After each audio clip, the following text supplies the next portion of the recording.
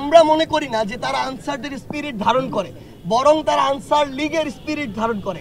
সেই জায়গা থেকে তাদের কাজ, তাদের স্টেপ, তাদের সাথে আলোচনা বসার পরও তাদের স্লোগানের ধরন এবং এই বিশ্ববিদ্যালয়ের শিক্ষার্থীরা যখন আমাদেরকে নিয়ে আসার জন্য ওই জায়গায় একটি নির্দিষ্ট সাইডে গিয়ে থাকে, তখন যখন তারা অ্যাগ্রেসিভ হয়ে আগে গিয়ে তাদেরকে রক্তাক্ত করে।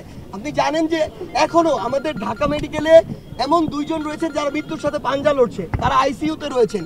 আমাদের অন্যতম একজন সমন্বয়ক হাসনাত আব্দুল্লাহ, উনি আইসিইউতে রয়েছেন আমাদের সিএমএইচে।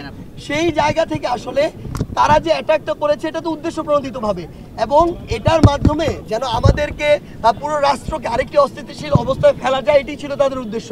কিন্তু তারা আসলে ভুলে গিয়েছে, আজকে থেকে এখনো 30 দিনও হয় নাই, 1 মাসও হয় নাই, এই ছাত্র জনতা একসাথে 16 বছরের ফ্যাসিস্ট সরকারকে পতন ঘটিয়ে দেশ ছাড়া করেছে।